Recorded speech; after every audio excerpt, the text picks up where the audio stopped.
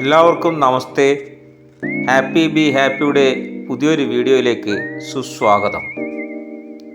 പ്രാണപ്രതിഷ്ഠയ്ക്ക് ഒരുങ്ങി നിൽക്കുന്ന അയോധ്യയുടെ അവസാനമട്ട മിനുക്ക് പണികളുടെ ഒരു ചെറിയ വീഡിയോ ആണ്. പൗഷമാസത്തിലെ ശുക്ലപക്ഷ ദ്വാദശിയിൽ അയോധ്യയിൽ ഭഗവാൻ ശ്രീരാമചന്ദ്രന് പ്രാണപ്രതിഷ്ഠ ജനുവരി 22 ഉച്ചയ്ക്ക് 12 ശേഷമുള്ള ശുഭമുഹൂർത്തത്തിലാണ്.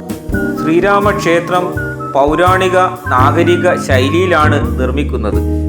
ക്ഷേത്രത്തിൻ്റെ നീളം 380 അടി, കിഴക്ക് പടിഞ്ഞാറ്, വീതി 250 അടി, ഉയരം 161 അടി, 20 അടി ഉയരമുള്ള 3 നിലകൾ, 392 തൂണുകൾ, 44 വാതിലുകൾ. താഴത്തെ നിലയിലെ ഗർഭഗൃഹത്തിൽ ഭഗവാൻ ശ്രീരാമചന്ദ്രൻ്റെ ബാലരൂപം പ്രതിഷ്ഠിച്ചിരിക്കുന്നു.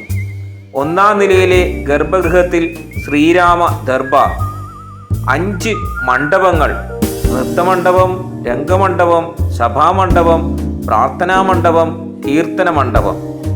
തൂണുകളിലും ഭിത്തികളിലും ദേവീ ദേവന്മാരുടെയും ദേവാംഗനമാരുടെയും പ്രതിമകൾ.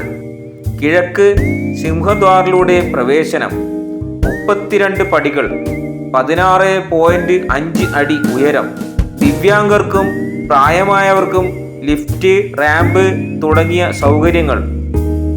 4 ചുറ്റിലും ദീർഘ ചതുരാകൃതിയിലുള്ള മതിലിന് 732 മീറ്റർ നീളം, 4.2 മീറ്റർ വീതി.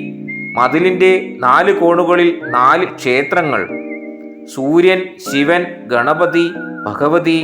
തെക്ക് ഭാഗത്ത് ഹനുമാൻ, വടക്ക് ഭാഗത്ത് അന്നപൂർണ മാതാക്ഷേത്രം.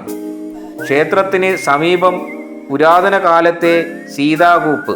ശ്രീരാമ ജന്മഭൂമി സമുച്ചയത്തിലെ മറ്റ് ക്ഷേത്രങ്ങൾ ഇവയാണ്: മഹർഷി വാൽമീകി, മഹർഷി വസിഷ്ഠൻ, മഹർഷി വിശ്വാമിത്രൻ, മഹർഷി അഗസ്ത്യൻ, നിഷാദരാജ് ഗുഹൻ, ശബരി മാതാവ്, Ahilyadevi. Thanks a lot for watching. Please subscribe this channel.